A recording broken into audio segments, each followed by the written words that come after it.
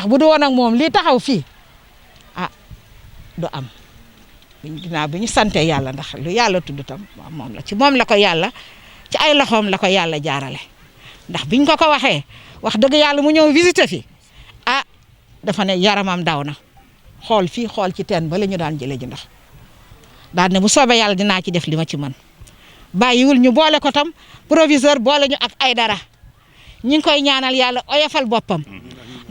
oyofal boppam ndax ku ci jàmbaare la ku ci liggéey la ñu ngi koy gërëm bu baax a baax ñu ngi koy gërëm monsieur Sall nag boobu ba tey wàññiwul di ko dox parce que bu njëkk teen la ñu prévoir woon pour mu defaral ñu ko bu am pompe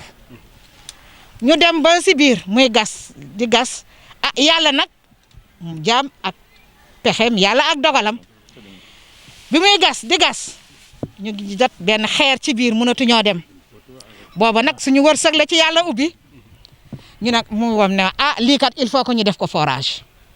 ma ne ko loolu de moom wax dëgg yàlla moom alhamdulilah rabil alamin comme teen lañ doon ñaan nee nañ il faut que ñu def ko forage alhamdulilah mu nekk ci far nag ndox mi nag dafa xóot li ñu prévoir woon pour defee ko bi ñu gasee ba pare affaire bi daal di fay yem bi fa affaire bi yemee mu wax ma ko terewul tam mu topp ci ma ne kon nag léegi nañ leen def ay dugg-dugg moom moo ci sës bi ñu duggee ay dugg-dugg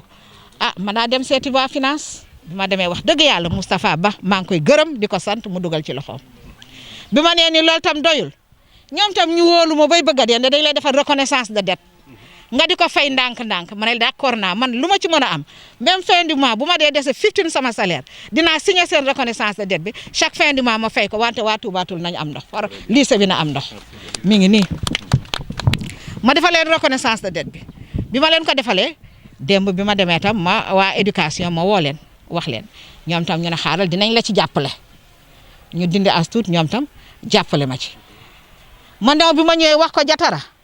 moom tam wax dëgg yàlla gàcce nga laama mu ne ma comme noonu la comme ñaari école yi classe yi man maa koy defoon ndax yàgg naa dimbale lycée bi mu ñëw ne dinaa la jàppale yónnee nañ fi ay masques yi ñu yónnee masques yaa ngi ne le moom mooy masques yi ñu doon séddale gel yi mu nga nee si boîte bi ñu di ko séddale mi ngi noonu dinañ ko wacc jox censeur moom moo xam masques yi yeneen yi mooy ñu yorewul masque ak yeneen yi moom lañ doon séddale fii kon nag waaw mu ne ma tam su ma ñëwee tam dina am ñu ma ñëwee ñu ngi koy gërëm ñu ngi koy sant waaw ñu ngi koy gërëm di sant di gërëm Sall di ko sant di gërëm waa lycée bi ginnaaw bi nag la ñu fexe nag ba affaire bi taxaw affaire bi nag bi mu taxawee ku nekk xam na ne école wax dëgg yàlla fu jigéen nekk ak ay góor surtout rawatina ñun jigéen ñi boo ñàkkee ndox wax dëgg yàlla loolu du mën a sotti ak garab yi ndax garab kat nee nañu garab moo yore lépp ndax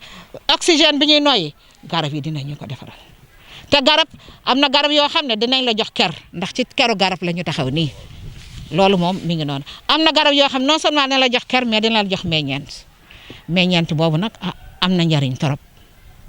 léegi waa école bi tam heureusement ñoom bi ñu président di wax naan nañu jëmbat garab parce que tey la journée de l'arbre ci biir école yi yàlla def tam mu tombé ak lii kon nag bi président di wax ñun mébétam ñi ngi ci te ñu ngi koy doxal liñ naan tombé na tam ak ñun ñu ñëw fi kon nag garab yi fi nekkoon manque ndox moom moo taxoon ñuy dee te yàlla def na ndox ñi ngi ñaan ñu jubluwaat ci ba nga xam ne liñ ciy séentu bu soobee yàlla dinañ ci mën a nekk ndax defe naa ne limon yi ak mango yi buñ si jaayee defe naa dina am loo xam ne dinañ ci mën a def cantine scolaire boo lekk ñu jàppale leen ndax ku nekk xam na ne cantine scolaire tout ko fii cantine scolaire xam nañ ne fii dëkk yi xale yi fi ñu dëkk dafa soriantoo léegi dañuy yendu te ku nekk amuloo foo dëkk amuloo foo añee fii ci école yi la ñuy nekk di toltolaan kon nag buñ ko defee defe naa ne wax dëgg yàlla dinañ ci mën a dinañ ci mën a am luñ ci mën a wax dina am luñ ci mën a def léegi loolu yëpp buñ ci jubloo dinañ kii léegi li ma bëgg a wax comme monsieur Diatara moo yore numérique te ñëw na fi am na ñu fi yebal salle informatique waxoon nañ ko wax nañ ko assemblée comme président dana équité kon nag na ñëpp yem élèves yi nekk ci kaw ga ak élèves yi nekk fii nañu bokk yem parce que kat air bi ñu nekk ku ko gis nga xam ne développement bi la ak informatique munoo jàng def informatique ak école yi xale yi fi ñu leen di orienté léegi munuñoo bañ a am informatique munuñoo bañ a am ay machine kon nag comme mooy yore affaire yi ñi ngi ko koy diis ñi ngi ko koy ñaan du tere tam monsieur Sall yow mi nga xam ne yaa ñu dimbale ci lii ñi ngi la ko doon ñaan bu yàgg defoon nañu démarche yi pour nga jàppale ñu ndax kat du doy lu baax du doy jàppale ñu ci ñu ngi lay ñaanaat monsieur Abdourahim nga jàppale waat ñu ci ay informatique ñu jàpp ci léegi nag ñun garab yee ñu indi woon ay limon moo fi ëpp mango moo fi manqué woon moo tax ñu indi ay garabu mango monsieur le sous-préfet ñu ngi lay gërëm di la sant di la ñaan nga jottaleel ñu ko nag ñu ko jottali école bi li ñu manqué bari na xale yi defe nga ne fu ñu tàggati seen yaram fu ñu defee amuñu terrain bu ñu defee éducation fi waaw amuñu bala terrain basket ak lépp nañu ñaan ñu équiper ñu defaral ñu terrain boo xam ne dinañ ci mën a def lépp ndax ñu mel ne suñu morom yi nekk Ndakaaru loolu la ñu bëgg suñu doom ndax fii kat chaque année li ñuy am ci résultat ci meilleur résultat yi Sénégal yi ci la ñuy bokk kon nag kenn xamul ëllëg ak si ministre fu muy génne kenn xamul leneen fu muy génne kon nag ñi ngi ñaan monsieur le sous-préfet di la gërëm di la sant ci sa disponibilité ndax bi ñu la ko waxee rek da ngaa sawar ñoo ànd ak ñun bien que sa calendrier chargé na ñi ngi gërëm ñëpp di sant ñëpp. ñu ngi leen di gërëm bu baax a baax ci turu préfet turu gouverneur turu ministre de l'éducation bu ñu teewee fii nag ci lu mel ni malgré contexte bi li mu joxe wax dëgg yàlla yoon la lii ñu màndagal ko parce que da doon jafe-jafe bu rëy ci dëkku Toubatoul ku xool garab yi yéen bu ngeen fàttali ko wala bu ngeen seetaanee journal démb ñoo ngi wax ne état lëkkaloo bi am diggante ministère éducation ak ministère de l'environnement des écoles vertes kon yaakaar naa lii ñu gis fii dañoo fekk waa Toubatoul ci yoon wi ci waar wi kon sa yaram day daw boo gisee garab yi ni ñu laxe ndax lan lu ko waraloon ñàkkum ndox ONG bi ak honorable ak pas-pasu waa lycée bi ak waa dëkk bi ak maire bi nga taxaw pour saafara lii nga xam ne nii mooy seen tawat kon ñoo ngi gërëm bu baax a baax ci turu état ONG bi ONG bi nag comme ni mu ko waxee léegi day relayer état maanaam da koy suppléer ci lu bëri état mënut a def lépp mënut a ne fépp waaye ñu mel ni yéen ñoo koy jàppale pour am taxawaay boo xam ne nii war na ko mën a am ay jàmbat yu bëri nag jóge nañ fi parce que dañoo gis président conseil départemental yónnee fi ñu xalaat ne ñoom aussi ci li leen yàlla sédd ci jamono yi ñu ne ci wàllu numérique honorable li ngeen doon tawat représentant conseil départemental le doyen jël na engagement pour saafaral leen pour seen problème mu salle informatique loolu de vive voix déy na ma ko kon loola doyen vraiment war nañ la cee gërëm bu baax a baax waaw parce que aussi xam nañ ne yàgg ngeen di jàpp ba yàlla sédd leen aussi ci seen ministère actuel yéen ngeen war ko mën a yor kon bu ngeen ñëwee pour jàppale wax dëgg yàlla loolu moom dañ ciy gën a kontaan bu baax a baax te tawat boobu nga xam ne waa Toubatoul am nañ ko jombul gox bi sax am bari na ñoo xam ne ni am nañ ko parce que aussi ku jàngul informatique ci jamono yi ñu ne dafa mel ni doon boo dugg école analphabète nga nekk kon war nañ cee mën a profité bu baax a baax parce que aussi séddale aussi ca kuddu yu njëkk ya du dëgg waaw loolu moom war na mën a feeñ ci département bi ci région bi pourquoi pas di gërëm ñëpp di sant ñëpp di aussi wax ñaaxaat waa lycée bi pour utilisation lii nga xam ne nii baaxee nañ leen ko ñu gaawantu parce que aussi waa environnement bu ñu duggee fii gis nii garab yi mel wax dëgg yàlla xol du neex waaye comme xéwal gi ñëw na wax dëgg yàlla ñu profité ci ba ambition yooyu ngeen amoon parce que président APE wax na fi lu bëree bëri dem na sax ba ci pisciculture te yooyu mënul woon a nekk sans ndox kon ambition yooyu ngeen amoon wax dëgg yàlla ñu ngi leen di ñaax ngeen delluwaat ci xam naa sax yokku ci la rek mais xam nañ ne yéen a ngi ci parce que amoon ngeen disposition yi bu baax a baax occasion la aussi ñàkkum ndox bi nga xam ne ni am na ci dëkk bi ñu taxaw pour war koo mën a saafara Toubatoul du dëkk bu ndaw dëkk bu mag la si on règle cette question pour l'école on doit régler une autre question pour le village te loolu quel que soit alpha am na noo xam ne nii war nañ ko mun a doxee parce que kat yenn yi ci ñàkk a bëgg sa bopp la forage baa ngi fi dara mënut a téye mu dox nit ñi nañu fay facture yi ñu xool ban créneau la ñuy utiliser pour nit ñi mun a am ndox comme il faut parce que ndox kat mënut a ñàkk dañuy régler problème mu école nag parce que xam nañ ne école yi xale yi fi la ñu daje am na condition yoo xam ne nii mënuñu cee dund sinon leneen jàngoro mun na cee juddu waaye bu ñu demee nag ba ca dëkk ba loola leneen la am na xeex wala boo xam ne nii mu ngi ci diggante population yi ak Aquatech mais lu mu munti demee comme c'est une politique publique ñun war nañoo mun a waxtaan xool nan la ñuy def ay jéego ba forage bi mën a dox ci nii wala ci nii parce que kat population yi ñoo ci perte buñ taxawee ne duñu fay ndox forage yi day bloqué ku koy yëg est-ce que waa Aquatech la déedéet kon saafara kii jàngoro jooju moo agsi moo law ba fii comme ñu ngi régler fii nag suñ paree na ñu dem ca dëkk ba nag régler question boobu xool fii yëf yi ne ñu jéem ko saafara loolu moom dafa bokk ci suñuy mission dañ koy war a dox te ci kaw waxante dëgg xool aussi njëriñu askan wi fi may tënke nag mooy remercier waat bu baax ONG bi ci seen taxawaay di ñaan aussi lu mel nii ñu gën ko mën a yaatal ci wàllu éducation bibliothèque yi ak salle yi nga xam salle d'informatique yi ñuy def ci biir gox gi ñu gën ko mën a yaatal gën a jàppale arrondissement bi département bi ak région bi en tout cas ñu ngi leen ciy ñaax bu baax a baax a baax. Abdourahim Wane Sall maa nekk coordonnateur national ONG bi ñoo Hilfa fi Africa ñu ëpp lu ñuy liggéey mu nekk ci wàllu hydraulique ak éducation yàlla dogal lii nga xam ne moom la ñuy def nii tey ci mbaaxam mu jaarale woon ko suñu loxo ci tawat boo xam ne suñu xarit Gustave Emmanuel Faye ñu yàgg lool ak honorable député tawatoon nañ ñu ko fii ci Toubatoul comme ni mu ko waxee sànq bi ñëwee xool ko ñu ne lii daal wax dëgg yàlla nekkul loo xam ne dafa war a yàgg ndax ñun li ñu bëgg li ëpp ci lu ñuy def mooy ay projet d'envergure maanaam projet yoo xam ne seen dayoo ëpp na lii soo demee tey lycée bu Babac def nañu fa 8 salles de classe salle informatique bloc administratif 2 fois 6 latrines ak salle informatique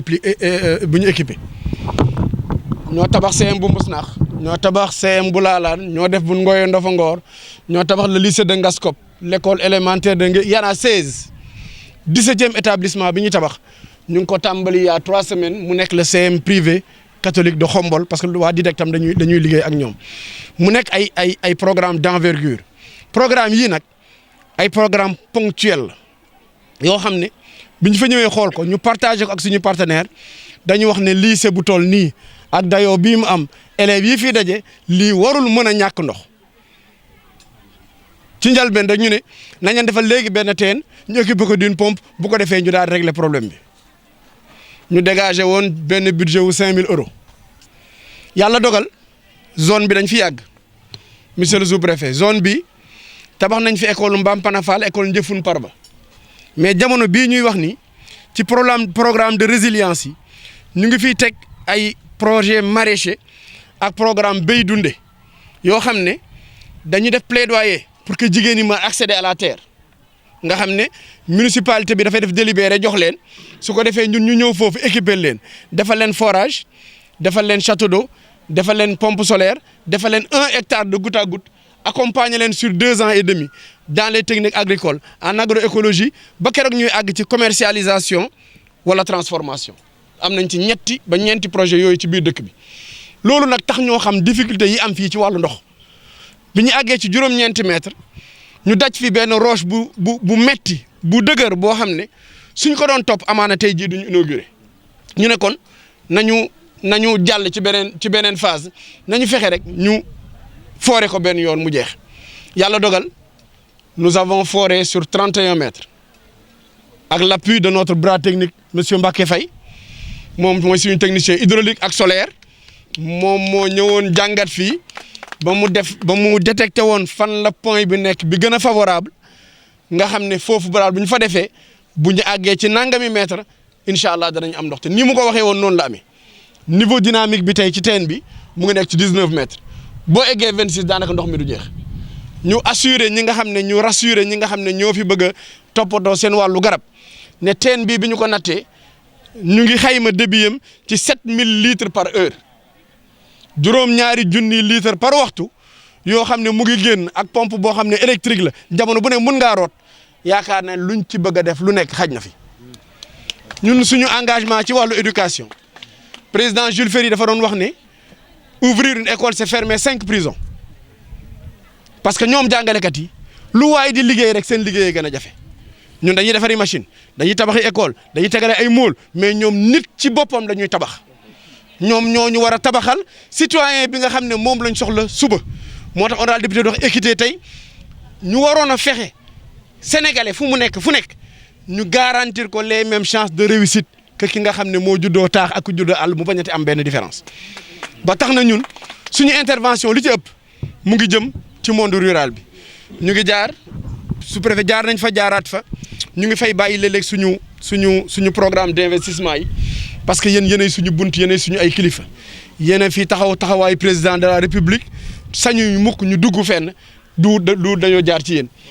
matente ceena ba boobu la fa nekk jamono yi mu jafe ci ndox ñun la ñu woowoon ñu defal leen benn teen defal leen pompe solaire reprendre tout ce qui est équipement solaire là-bas parce que rôle ONG mooy nga jàppale état ci la prise en charge des besoins de base de population besoin de base nag boo ko waxee santé day dugg hydraulique day dugg éducation day dugg leneen ak leneen day dugg kon nag ki nga xam ne da nga jóg pour jàppale ko mënuloo waroo ak moom faaw nga xam fan la toll ak fan la féetale nga mën a taxawee loolu daal moo tax nam mën nañu ñun ci li ñuy def ñu ciy jokkoo ak autorités yi Saalum dañuy wax ne ñu bokk mbojj du ñu nëbbante ay poxotaan kon mbojj mi du set bu ñu bëggee tey lycée bi li fi nekk yëpp ñu war ko jooyanti dañuy def synergie ci biir partenaires yi synergie kenn ku nekk am fu mu taxawee nga xam ne loolu yëpp bu soobee yàlla dina ca ñun ñëpp bu ñu fa dajee foog naan liñ fi mën a def xajul sax ci lycée Touba Toul. di wax ni bis bu ñu neex la parce que lii nga xam ni moom la ñu war a inaugurer tey dafa nekkoon lu jafe ci ñun fu nekk demoon nañ fa pour am ko waaye yàlla dafa def ni ci député ci la sottee am na nag ñoo xam ne amoon nañ ci luñ ci jot a def muy sous préfecture bi di hydraulique di ay ressortissants yu nekk fii Touba Toul ba jot ñu sax joxoon na jot benn pompe mooy bâche bi ñuy gis fële nële ci lañ doon jëfandikoo waaye bi lii dikkee dañ alhamdulilah di sant nga xam ne moo fi indil di wax ni nag lii ñuy indil dinañ ko jëfandikoo ci ni mu gën a rafete moom mooy lan fexe ba njàng bi ñuy njàng fii ci école bi mu gën a jàppandi xale yi nga xam ne ñoo fi nekk ñu defar benn projet boo xam ne dinañ fexe ba am fi benn verger fexe ba am fi benn defe pisciculture ba nga xam ni loolu fay génne dina dellu soit ci élèves yi surtout si seen alimentation parce que dafa am solo parce que ñun journée continue la ñuy def dañuy commencer 8h la ñuy commencer ba 16h30 metti na lool te élèves yi fi njëkk sori na ci biir loolu aussi ma ci dolli di ko wax député bi ni ko école bi ci sama turu censeur turu professeurs yi turu élèves yi ñu ngi lay sant di la wax jërëjëf lépp loo man ren yàlla nga mën lu ëpp loolu déwén di la waxaat tamit ni am na fi yoo xam ne bëgg nañ ñu jàppale ñu ci loo xam ne ñu soxal la muy maanaam benn terrain multisport pour xale yi di mën a def sport parce que benn terrain bi la ñu am boo gis nga nu mu mel état bi nu mel luñ ci mën a dimbali dana baax salle informatique aussi soxla woon nañ ko am nañ salle informatique dañ ko mujj transformé daf ko salle de classe di sant aussi waa conseil départemental parce que ñaari classes yi nga xam ne ñu ngi fi ñoom ñoo ñu ko defaral vraiment ñu leen di sant bi ñu koy teg ci nga xam moo leen fi teewal pour mu joxal ñu ko président bi vraiment loolu rek laa amoon ci li may wax di sant ñëpp di gërëm ñëpp ci teew bi ñu teew. moom lañ fi inauguré muy mbirum ndox yal na doon ndox ma gën yal na doon ndox mu sëdd yal na doon ndox moo xamante ne bii sax day ubbi xel ndax aussi fii ñu ko def nii ñëw na ci waxtu woo nga xamante ne bii itam aussi soxla woon nañ ko fi lool. ndax wax dëgg bi yàlla képp koo xamante ne kii kilifa nga élève nga boromoon fii sa yaram day daw gis ne xëy na élèves yi dinañu soxla ndox di gën di dem ci biir kër yi mbaa dinañu soxla ndox pour arroser seen garab yi sax du ñu am lu ñu ko defee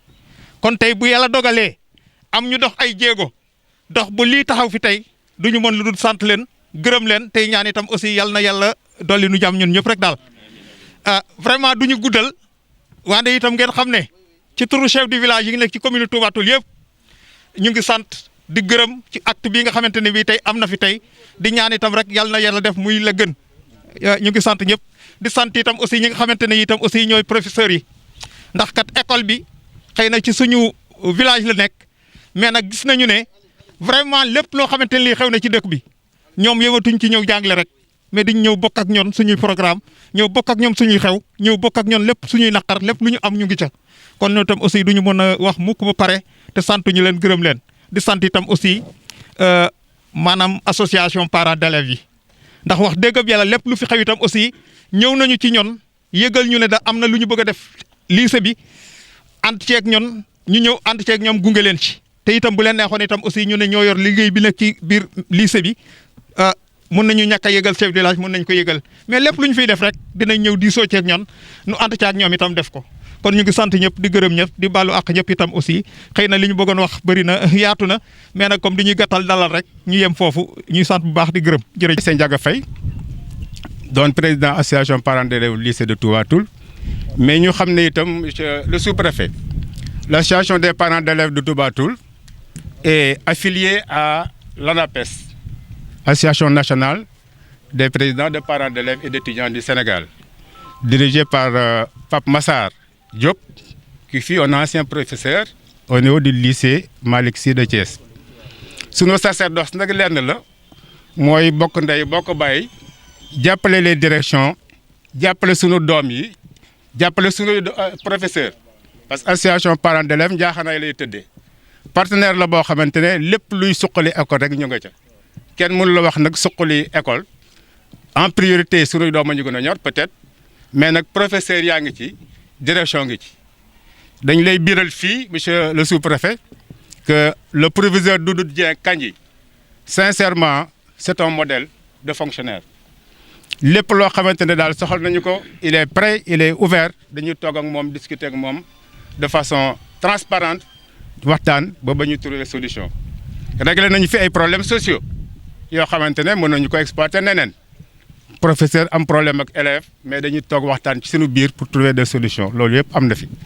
am na fi ay élèves yu fi feebaroon dañu ànd ak moom jokkalante daan leen jàppale au niveau de la prise en charge surtout xale bi fi mujjoon te yàlla def sax ci la mujj faatu mu amoon problème bu insuffisance rénale yaakaar naa ne élèves yi ci seen biir sax ñoo daan cotiser boole koog professeurs yi ñuy jàppale xale boobu ba yàlla def li nga xamante ne moom la sob ci moom. donc yooyu yëpp ay action la yoo xamante ne c'est à l'actif et de l'association des parents d'élèves mais aussi de la direction qui travaille en synergie avec cette APE.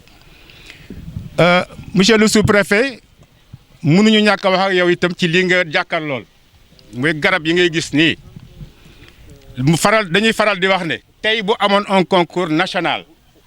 Touba Toul sera au peloton de tête pour le lycée le plus vert du Sénégal li ngay gis fii teewul bari na lu dee. Nous étions à 600 pieds d'arbres dont 120 citronniers et 80 manguiers. Notre objectif, c'était de se fixer à 1000 pieds. Malheureusement, il y a eu autant ces coupures récurrentes d'eau qui avaient fait que donc, notre projet n'avait pas évolué convenablement. Heureusement déjà que, machallah, Tata Fatou nous a doté de cet outil très précieux qui va nous aider à revenir sur la question. C'était pour mettre en place ce que nous avions intitulé le phare de l'émergence en milieu scolaire rural. Phare de l'émergence, parce que nous avions envisagé d'entreprendre un volet piscicole. Il y avait 6 bassins remplis de poissons. Malheureusement, avec le manque d'eau, tous les poissons sont morts. Mais quelqu'un parmi nous, à la personne de Saïrba, qui est le président de ABI, Association de bienfaisance islamique, a pris le relais de cette exploitation piscicole pour reprendre les mêmes poissons au niveau de son exploitation privée. Il est prêt. Demain, si on devait bénéficier d'une piscine peut-être semi-industrielle, Sayer serait prêt déjà à nous reverser les larvins qui seraient nécessaires pour continuer ce projet piscicole qui nous est très cher.